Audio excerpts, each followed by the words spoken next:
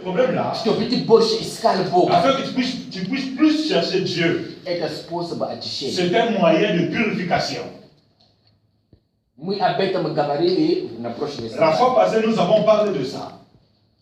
И мы сказали, что можно очищать все. Nous avons dit que nous pouvons tout purifier. Можно очищать народу. Nous pouvons purifier le peuple. Например, в Par Израиле exemple, en Israël, они очищали народу, et purifier le peuple. когда они выгнали колдуньи, все это, все плохие. Quand ils chassaient les Coldoniens, toutes ces, Колдуньи, ce sont des sorciers. les sorciers, Те, которые молились другие бога, ceux qui priaient d'autres dieux, они их выгнали из ils leur Израиля. chassaient d'Israël. Это был способ очищать Израиль. C'était une possibilité de purifier Israël. Можно очищать церкви. On peut également purifier une église. Когда проповедуют истинное слово Quand on Божье, prêche la parole de Dieu véritable, это способ очищения c'est церкви. une possibilité de purifier l'église. Можно очищать все, дом, On peut одежда, purifier tous les habits, la maison, еду. la nourriture. Библия говорит, La Bible dit, и пророк говорит, et le prophète dit, что мы очищаем нашу еду, nous purifions notre nourriture когда мы молимся quand nous prions за едой. pour la nourriture. Много христиан даже больше не молятся за еду. Beaucoup de chrétiens même ne prient pas pour leur nourriture. Готовили сразу кушать. Ils ont préparé directement, ils sont à la table pour Вы manger. не понимаете, что может произойти. Vous ne comprenez pas que quelque chose peut arriver. Из-за едой À cause de la nourriture, люди страдают. les gens souffrent. Но Библия Mais la говорит, Bible dit, вы можете очищать это vous pouvez purifier cela через молитву. à travers la prière. Amen. Значит, можно очищать все. Cela veut dire que nous pouvons tout purifier. Но сегодня мы хотим начинать Mais aujourd'hui, nous aimerions часть, commencer которую я хочу сказать, очень la важна, partie qui est, j'aimerais dire, très importante, которую мы называем que nous appelons очищение сердца la purification des cœurs, или очищение мыслей. ou bien la purification des pensées. Иисус сказал, Jésus-Christ a dit, человек, l'homme он таков, est таков, как есть мысли в своем сердце. l'homme est comme la pensée de son cœur. И он сказал, Et il a dit, вы фарисеи, vous les pharisiens, вы очищаете внешнее, vous purifiez l'extérieur. но когда у вас внутри Mais alors que dans vous, à l'intérieur de vous, много il грязи. y a beaucoup d'impureté, de saleté. И он сказал, Et il a dit, если вы можете очищать si внутренности, seulement vous pouvez purifier votre intérieur, тогда и внешнее alors et l'extérieur тоже будет чист. sera pur. Amen. Потому что он сказал, Parce qu'il a dit, что это не то, что входит в parce que ce человека, n'est pas ce qui rentre dans l'homme который делает ему qui грязным, lui rend sale, но это то, что выходит от него. mais c'est ce qui sort de lui, Это то, что делает ему c'est грязь. ce qui lui rend impur. Поэтому самое C'est главное, ça le plus important, это внутренность. c'est l'extérieur, c'est l'intérieur. И я хочу, чтобы Бог нам помог. J'aimerais que Dieu puisse nous aider, Увидеть, как мы можем работать для нашей de внутренности. voir comment est-ce que nous pouvons travailler avec notre intérieur. Братья и сестры, Frères et sœurs, это очень важно. c'est très important. Amen. Не важно, сколько ты молишься. Peu importe combien Не tu важно, сколько ты идешь в peu церковь. importe combien tu vas à l'église, Если внутренний не чист, si ton intérieur est impur, ты не чист. tu es impur.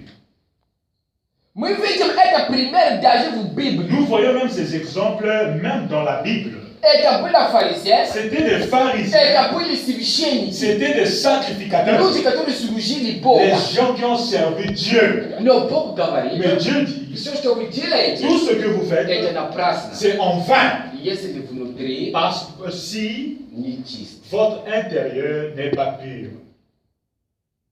И когда мы читали все эти места, Et comme nous avons lu tous ces endroits-ci, говорят там всегда. on parle toujours ici, Когда Бог разрушил мир первый раз, quand Dieu avait détruit le monde pour la première fois, почему Он покаялся?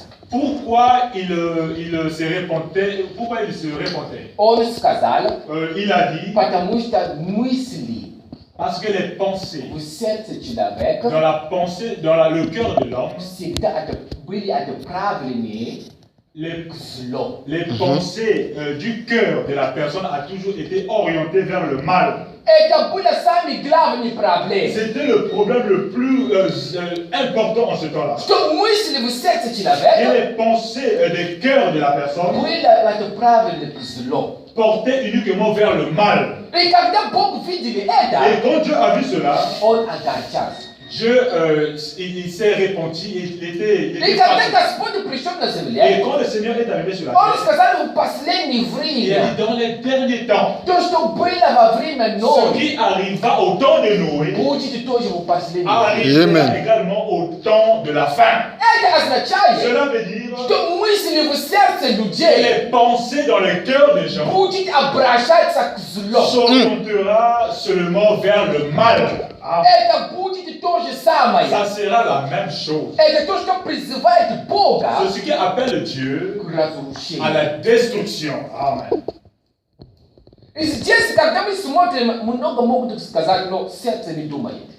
Beaucoup pourront dire que le cœur ne pense pas. Nous allons regarder cela selon la Bible.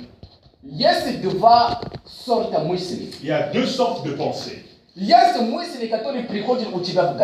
une pensée qui te vient au niveau de la tête. Cela s'appelle une pensée psychologique. C'est le temps où tu traites, où tu travailles des pensées. Il y a des pensées qui t'arrivent. Par exemple, va apprendre, va étudier. C'est une pensée qui est arrivée. Tu l'as travaillé, tu l'as traité. Et la pensée qui va emmener un agissement ou l'action, c'est simplement une pensée qui va rentrer dans ton cœur. Cela signifie la pensée qui va se transformer, qui va revêtir les sentiments. C'est la pensée qui va apporter des agissements en toi. Et c'est cette pensée-là à laquelle Dieu parle. Ce ne sont pas les pensées de la tête, au niveau de la tête ici. Là.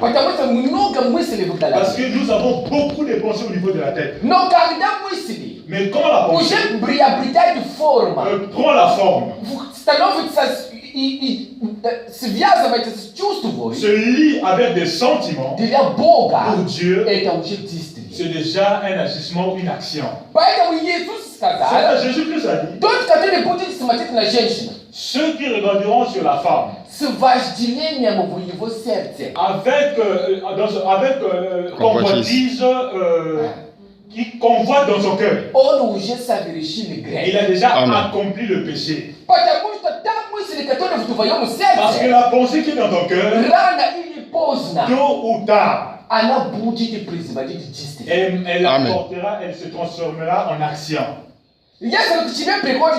Si en toi arrive de penser, va dans une boîte de nuit. Quand elle n'est pas encore rentrée dans ton cœur, tu ne partiras pas dans une boîte de nuit. Mais quand tu commences à sentir le goût de la boîte, tu commences à penser à la musique qui se joue dans une boîte. Et tu commences à faire des plans. Tu continues de sentir ce goût-là, ce sentiment. Alors cette pensée-là va apporter des agissements ou des actions. Amen. Et tôt ou tard, tu iras dans une boîte. Et si cette pensée s'assoit de façon normale dans ton cœur, peu importe ce que les gens diront pour t'empêcher, tu es déjà dans une boîte de nuit. Et pour Dieu, tu te trouves là-bas dans une boîte de nuit. La pensée qui est dans le cœur, c'est très principal. Mais avant que la pensée puisse rentrer dans ton cœur, tu vas d'abord la travailler. C'est ce que Dieu nous a donné. Cela s'appelle La possibilité de réflexion. La réflexion arrive des pensées. Tu commences à la traiter, à la travailler. Tu regardes de tous les côtés. Jusqu'à ce que tu vas l'accepter dans ton cœur. Alors soit elle te tuera, soit elle va te sauver. La pensée du cœur, c'est ce qui a détruit le monde pour la première fois. C'est ce qui détruira le monde pour la deuxième fois. La pensée du cœur. Et Dieu regarde à ces pensées-là. Dieu juge cette pensée. C'est ça, nous voyons que dans Proverbes, Salomon a encore dit, si la personne te dit, allons manger, et son regard, tu comprends qu'il ne veut pas. Il a dit,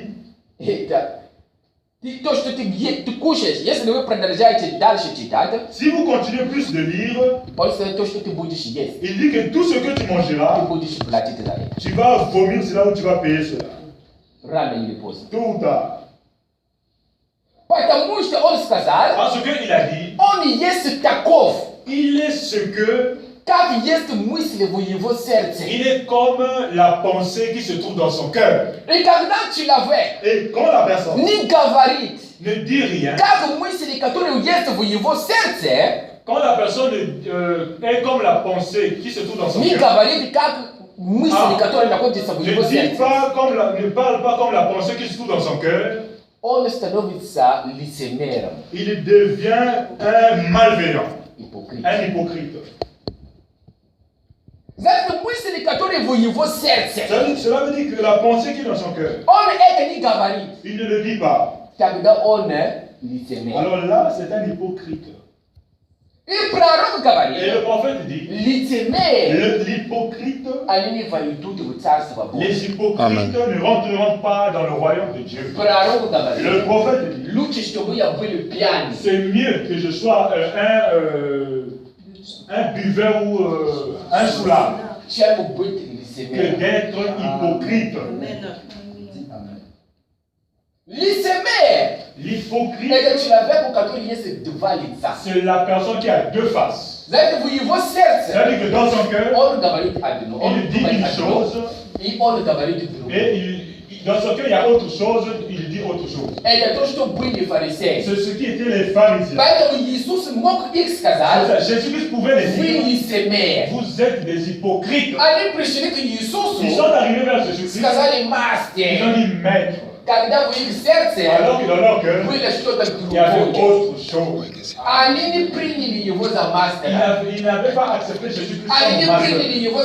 Il n'avait pas accepté Jésus-Christ comme Seigneur. C'est pour ça qu'ils étaient des hypocrites. Et Dieu savait la pensée qui habita dans leur cœur. C'est ce que Jésus-Christ contrôle. Amen. Amen. Quand tu n'agis pas, selon la pensée qui est dans ton cœur, tu es un hypocrite. De tôt ou tard, cette pensée-là sortira de l'extérieur. C'est ce que les pharisiens ont fait. Ils se sont cachés, mais ensuite, ils l'ont tué. Qu'est-ce que cela veut dire? Tôt ou tard, ils ont démontré ce qui était dans leur cœur. Et Jésus-Christ avait raison. Il les avait appelés des hypocrites. Parce que dans leur cœur, il n'y avait pas d'amitié. Il n'y avait pas de bonnes pensées. Il y avait de mauvaises pensées. Amen. Et ils ont tué Jésus-Christ. Parce que dans leur cœur, il n'y avait pas les pensées de Dieu. Et beaucoup de chrétiens aujourd'hui, ils aimeraient vivre la vie de Dieu. Mais ils ne savent pas comment. Mais des fois, le grand problème, c'est la pensée qui est dans votre cœur. La pensée du cœur. Le prophète dit que la réflexion, le raisonnement. Le raisonnement, c'est la porte du cœur. Le raisonnement, la pensée. Et la pensée, c'est la porte de l'âme. Ce que vous pensez, toute la journée, 2 jours, 3 jours, fin de fin, cela rentrera dans votre cœur. Et si cette pensée rentre dans votre cœur, elle va posséder des sentiments. Et quand elle a des sentiments, elle emmagasine ou elle trouve de l'énergie. Elle prend de la force. Et quand elle sort à l'extérieur, soit elle apportera la destruction, parce qu'en elle, il y a la force de la destruction. Peu importe, vous pouvez dire des bonnes paroles. Si vos mots, vos paroles ont emmagasiné la force de la destruction, elle va détruire. C'est ça, vous allez voir des personnes. Il y a des fois, la personne dit que j'aimerais que Dieu puisse te bénir. La personne va à la maison. Ce n'est pas la bénédiction qui est arrivée. C'est des problèmes. Mais comment est-ce que le problème est arrivé? Parce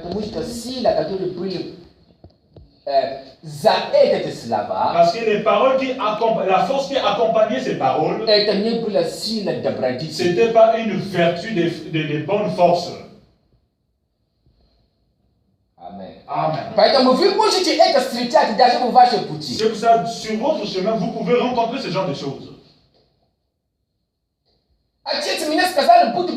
Le Père m'a dit d'être béni. Maman m'a dit d'être béni. Je suis allé sur le grand-père où il m'a dit d'être béni. Mais cela n'est pas arrivé. Parce que tout ce qui était à l'intérieur de l'homme, ce n'était pas ce que lui il avait dit. C'est pour ça la Bible dit, chaque parole d'un homme, c'est le mensonge. L'unique vérité, c'est la parole de Dieu. C'est la parole de Dieu. Amen. Et la parole que vous devez croire, ce n'est pas la parole d'un homme. Amen. C'est la parole de Dieu. Amen. Parce que quand Dieu parle, il parle tout ce qu'il pense. S'il a dit la bénédiction, tu crois en ça, tu seras béni. Amen. C'est l'unique à laquelle l'unique qui a la vérité. Nous devons purifier nos pensées. Les pensées qui nous arrivent dans nos cœurs. Parce qu'au niveau de la tête arrivent beaucoup de pensées. Ce ne sont pas à ces pensées-là que nous parlons. Nous parlons des pensées du cœur. Et nous avons expliqué la pensée du cœur. C'est la pensée qui emmagasine des sentiments. Chaque personne sente cela. La première, par exemple, quelqu'un vous a fait mal. Vous commencez à penser. Pourquoi il a fait? Pourquoi? Comment? Et à la fin du jour, vous allez voir que dans votre cœur, il y a le sentiment de la haine qui apparaît. Vous regardez à cet homme, comment est-ce que j'aimerais qu'il puisse mourir? C'est la pensée qui se tourne dans votre cœur. Et Dieu dit, quand vous faites ça, vous êtes déjà un assassin ou tueur. Parce que cela est rentré dans votre cœur. Vous avez donné la possibilité de travailler cette pensée. Elle est rentrée dans votre cœur. Et tôt ou tard, si vous avez la possibilité, vous allez tuer la personne. Parce que vous l'avez déjà tué dans votre cœur. Amen.